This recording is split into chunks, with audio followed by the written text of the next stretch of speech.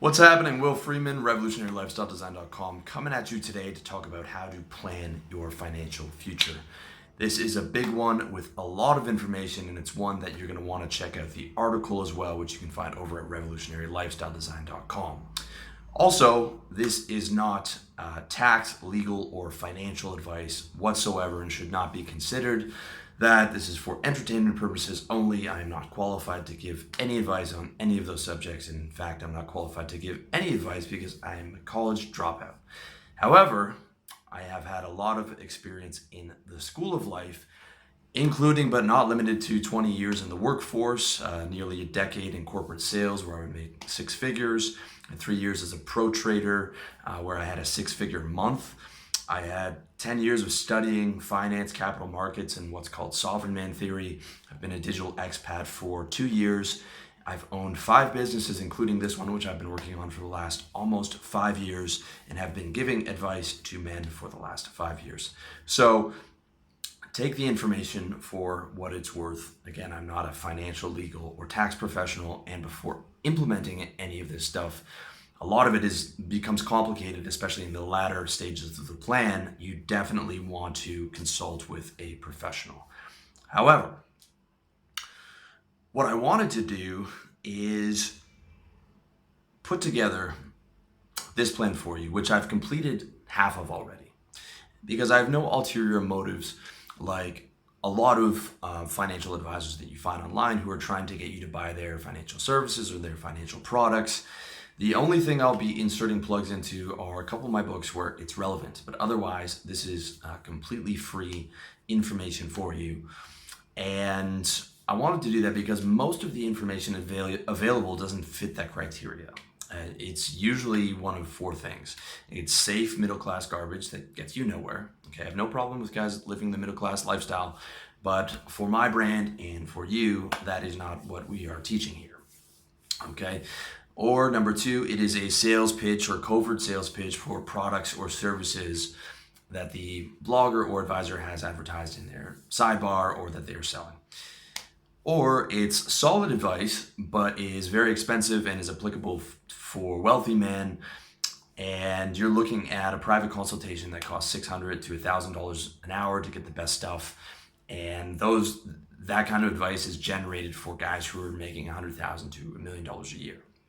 And lastly, number 4, which perhaps is the worst kind of advice, is the white noise generated by non-expert journalists on article mill sites of 5 steps to do X that they just rehashed from some other shitty article.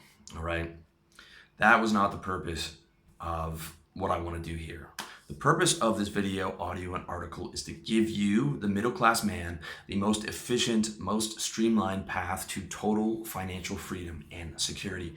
Because without financial freedom and security, you have 0% chance of being able to live the good life in the world that we live in. That is just a fact, okay?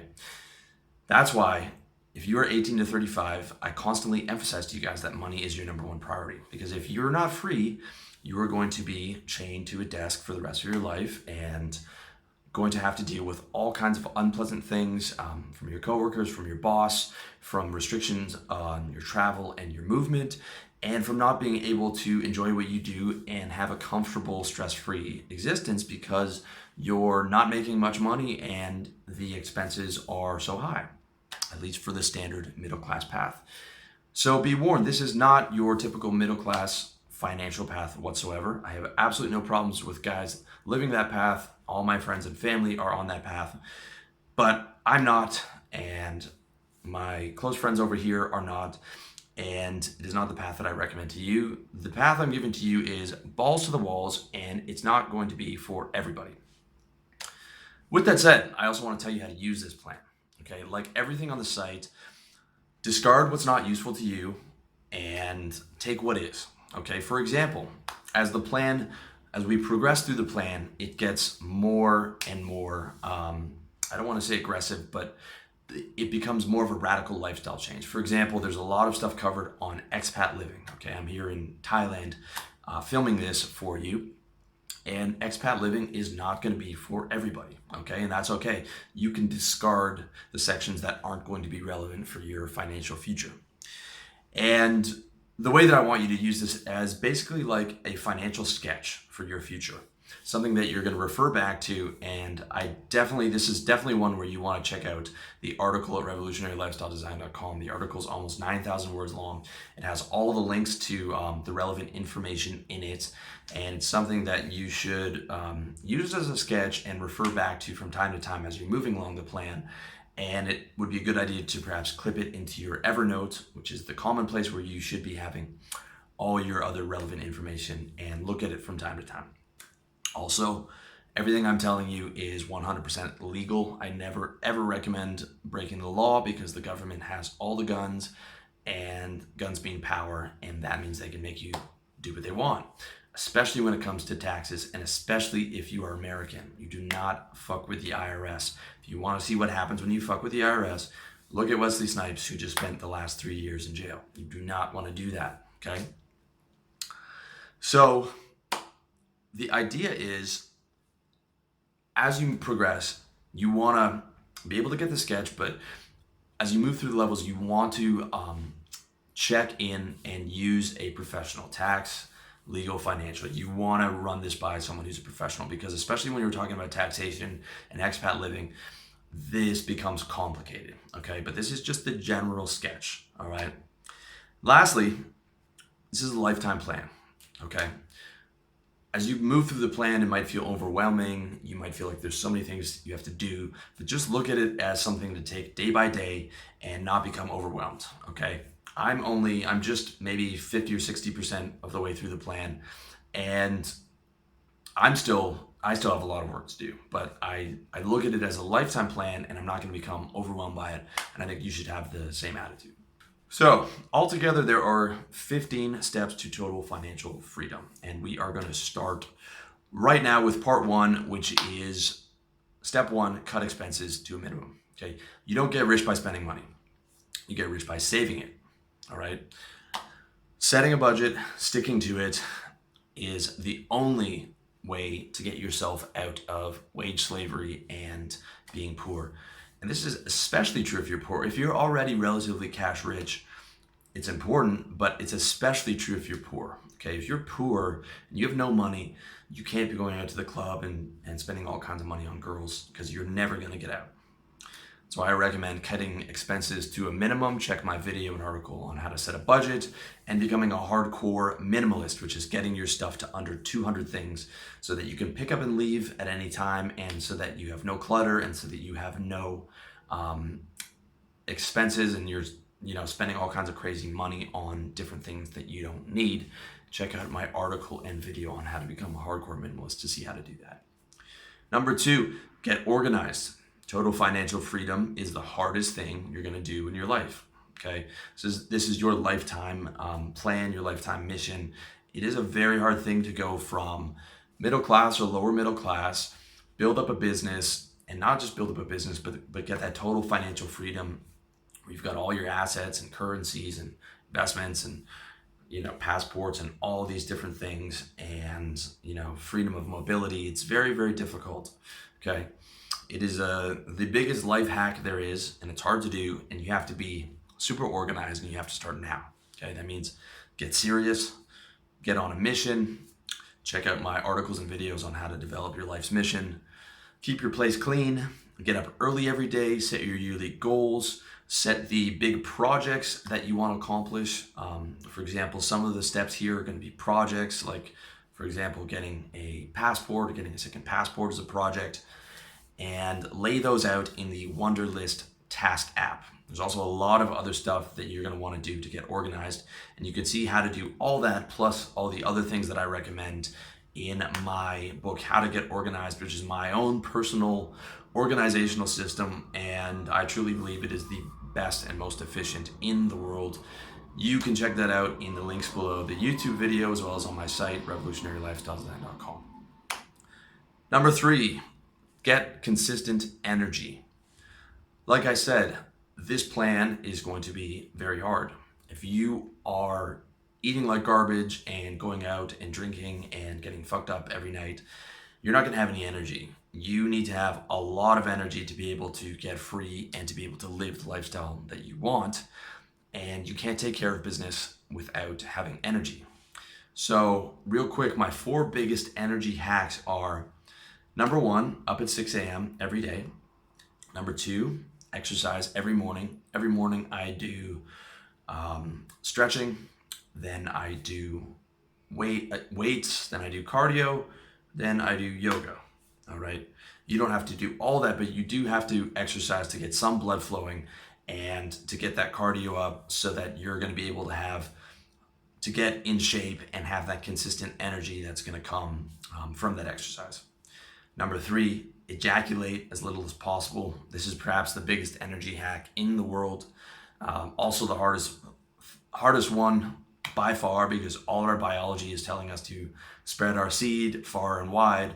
But I'm telling you, if you've ever done a month or 2 months with no PMO, my record is 8 months. The energy benefit you get from not ejaculating or from ejaculating as little as possible is the absolute biggest energy hack that I know of and the biggest natural antidepressant that I know of. If you want more information on that, I've got a method in the article and video, how to have multiple non-ejaculatory orgasms, where you learn how to do tantric masturbation and move the energy up into your body and not ejaculate. Although the ideal is not touching your dick at all, not watching porn, not orgasming, and just having sex with girls or with girlfriends without coming. That is the absolute ideal for a pure energy hack. Number 4, eat a healthy, high energy diet. Okay, you can check out my article and video, how to have a healthy, high energy diet. And basically the gist of it is the diet that you were evolved for. It's going to be meat, it's going to be vegetables, it's going to be healthy fats like coconut oil, it's going to be getting your omega-3s, it's going to be getting your multivitamins, it's going to be getting everything that you're evolved for, plus lots of water, plus the right supplements. Basically the diet that that you're supposed to be eating, but that you're probably not eating. And the diet that I eat 70% of the time, and 30% of the time I fucking cheat my ass off, if I'm being honest. But I know that it's what I'm supposed to be doing, and if I do cheat, it's going to be at the end of the day when my work is done. Okay, I'm not eating McDonald's in the afternoon for lunch, because I know that day is going to be completely fucked.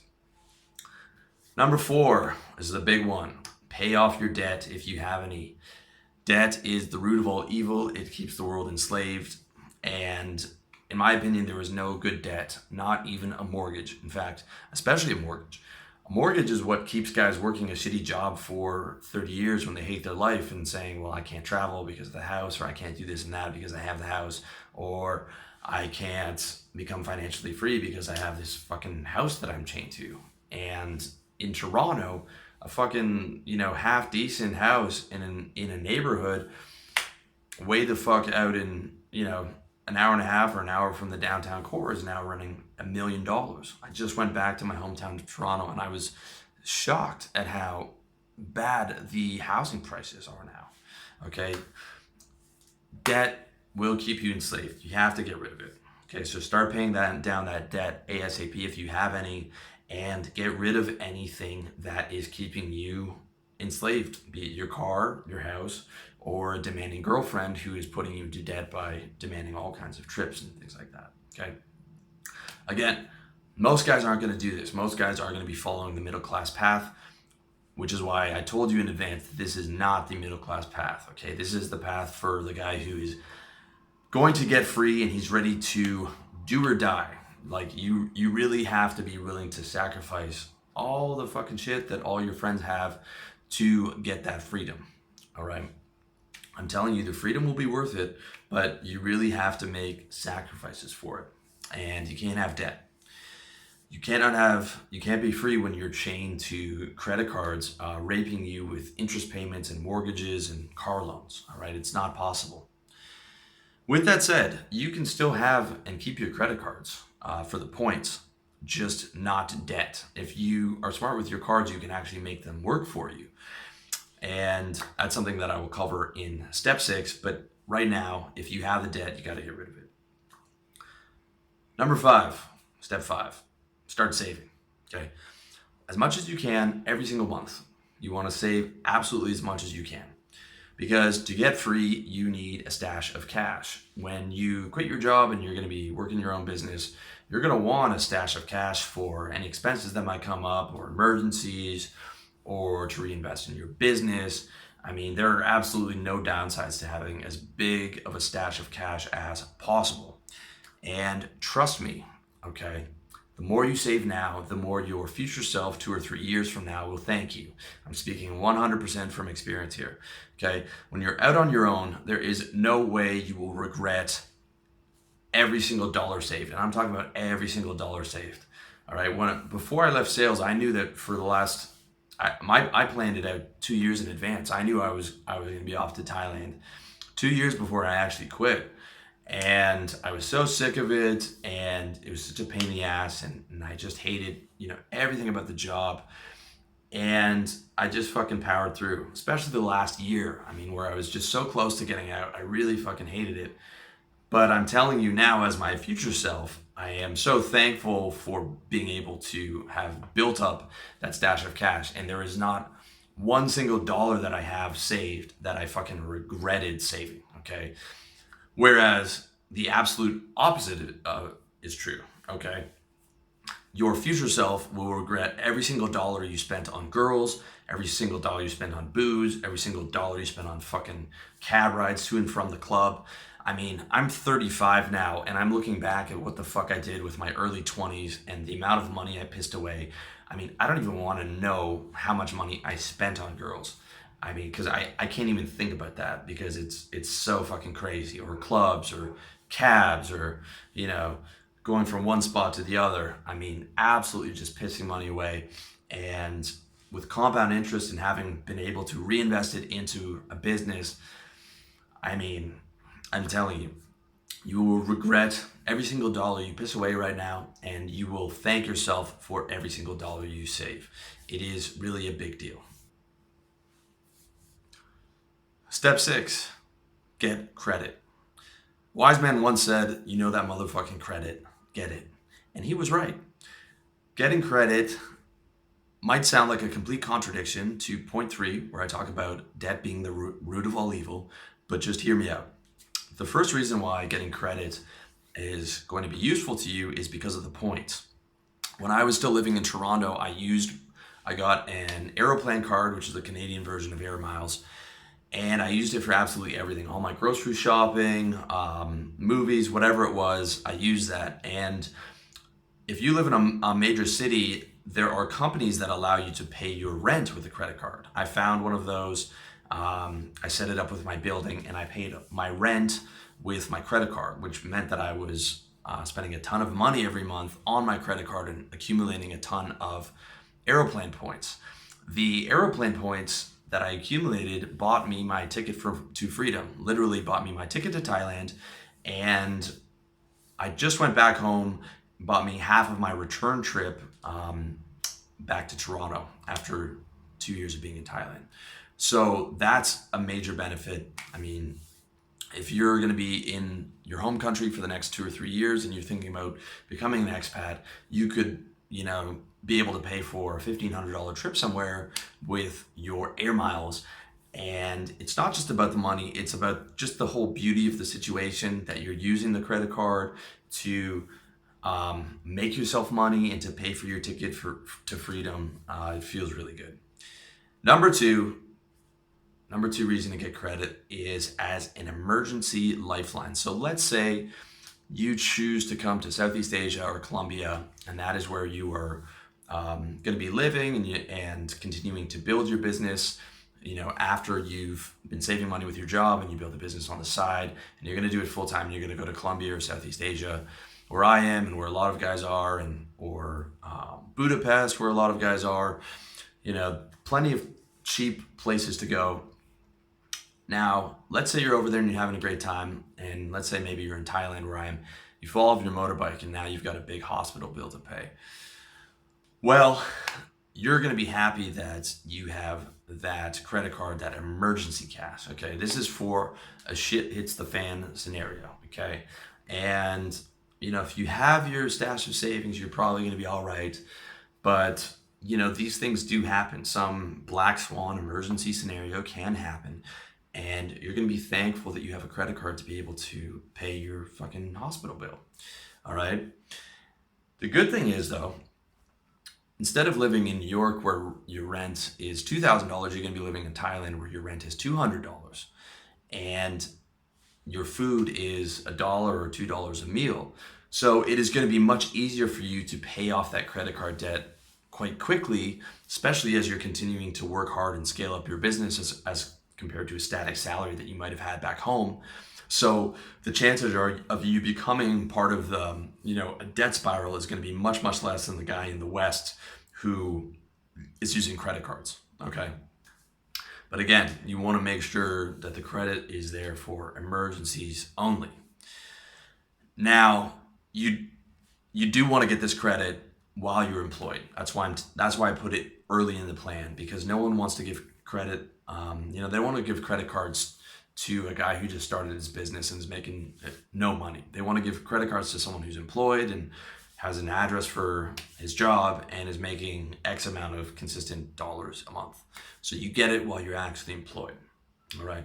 But the one thing you don't want to do is get those credit cards that are attached to a bank. You want to get separate credit cards, because what can happen is if you, God forbid, you get an accident, you use credit as an emergency, the business isn't going as well as you thought, and you fall behind on your payments, they can actually freeze your entire account. That means your checking account, your savings account, just because you had the credit card tied with them, and now you can't access your funds at all. Okay, so that means that you're going to be in another foreign country, and now you can't take any money out of your bank until you pay off what your balance is, and then get back to the minimum payment. And that's not a position that you want to be in. So try not to get cards that are attached to specific banks. Lastly, if you've struggled with debt spirals in the past, then just forget about credit altogether. Okay, if you've been addicted to debt and you've been caught up in it before, and you've been struggling with it, maybe once, maybe 2 or 3 of these debt spirals, just pay off the debt like I originally said and cut up the cards and just don't risk it. Lastly, number 7, at least for part 1 here, is increase your income. Okay, so increasing your income means you need to spend less, but you also need to make more, ideally from your side business. So at this point in time, I'm assuming most guys are going to be working a job, all right, just like I was, and just like I was for all 5 of my fucking businesses, with the first 4 failing, which was not fun. And you're going to be working a job, and now you're going to be wanting to save money. Okay, so you've cut your expenses down, you're going to be saving money, and ideally you're going to be saving money and making more money. Ideally, though, that more money is going to come from your side business. Okay, however, not everyone's there yet. It took me, I didn't release my first product with RLD until 3 years in. I was just building traffic. Okay, so for the first 3 years, I wasn't making money at all. So not everyone is going to be making money from their side business right off the start, or if they are, you're not going to be making a lot of money. So the first option to get your income up is to get a second job. Now, getting a second job is probably the worst way to do it, because you're probably working one shitty job and then you get a second shitty job and you're making, a small amount more money. And now you don't have time to run your side business or build a side business that is going to be able to become your primary source of income once you quit your job. Okay, so I don't recommend that option. First option that I recommend is going to be my path, which was to move into sales. I knew that after I wasn't able to make any more money as a trader, I knew that the only way for me, a college dropout with no qualifications, was just to fucking sweet talk my way into a sales job, which is exactly what I did. Because the best way for a non-qualified, non-professional employee to make money is sales. If you're a guy under 30 and you can talk and you can present yourself, the absolute best way to make money in a job is sales. Okay, if you choose the right job, you work hard and you learn, you can make 70K your first year and 100K your second year. And you can make more than that in your third year, all right? I have friends back in sales who are making $250,000 at a job. This is kind of money that CEOs make, okay, or high-level C-suite executives make. And, these are guys in their 20s and early 30s. Sales is also good because you learn to develop your balls. After nearly a decade in corporate sales, I'm a completely different human being than I was when I started, and I was nervous just to make one cold call. Number two, you learn the most important skill in business, which is how to sell. Okay, if you can sell, you can make money in any business, period. Sales is the most important skill in business and perhaps in making money altogether. If you want to learn how to get hired, how to survive in the corporate environment, how to thrive and make six figures, how to develop a very detailed exit plan, and how to take the skills that you learn in sales and start your own service business, please check out my book, How to Sell, which you can find in the links below in this YouTube video, as well as on my site, revolutionarylifestyledesign.com. Now, let's say you do follow my path and you're working a sales job and you're starting a side business. And so you basically 40 hours a week, you're working in sales, and then you're going home and working on your side business, which was my life for quite a long time because I did a number of different side businesses. And most of them didn't work out. However, the one that I'm talking to you from now did. So what your life is going to be like, let's say your plan is to get out in the next 2 or 3 years, is it's going to be shit. Sales jobs are fucking horrible. I hated every day in sales. And the thought of having to go back to work in sales right now, I would rather put a fucking bullet in my head, okay? I'm telling you this as a guy who has a fucking product on how to sell and how to survive and thrive in that environment, okay? I'm not sugarcoating it at all. I'm telling you, it will be hell, okay? Working in corporate sales and working sales jobs is hell. And then your expenses are going to be minimum. You're going to be hardcore minimalist. You're going to, not go into debt. You're going to be saving all your money, and you're going to be coming home to work on your side business. So your life is going to be pretty much shit for the next 2 or 3 years. With that said, no one said getting financially free is going to be easy.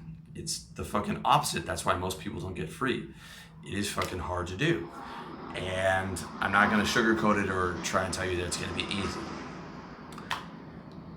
Just important that you know that, all right? Now, you don't need to work in sales, you don't need to follow my path, and you don't even need to buy my book. There are other options. There are many different options. Ideally, you don't work a job at all. Let's say you're 19 or 20. You could be 30, but you're still living at home and you have no expenses. You could start a business right away. An example is my friend Josh, who's out here in Chiang Mai, and he's 20. Basically, he lived at home and worked shitty factory jobs and started an e-commerce business on the side. And then he took his $1,000 in savings and bet on Donald Trump winning the U.S. presidency, which was like 5-1 odds. And then he had $5,000 in savings and some revenue coming in from his e-commerce business, and he came out to Chiang Mai, and now he's fucking 20 years old and he's scaling up his business every month. All right, that's another path. There are many different paths that you can choose, but the point is you have to get your income up so that you can get your savings up in some major way. All right, my path doesn't have to be yours, but you have to get that income up. So that's it for part 1. With that said, this is 15 steps in this series. So stay tuned for part 2 because we are literally just getting started. And you might have heard some of this stuff before in part 1, but in part 2, we are going to expand on a lot of stuff that I haven't even talked about before, from passports to, expat living to all kinds of really, really interesting stuff that is going to be super useful to you. So thank you for checking out part 1. Thank you for checking me out on revolutionarylifestyledesign.com, iTunes, Facebook, all over the place. And I wish you all the best in your personal development journey. Until next time.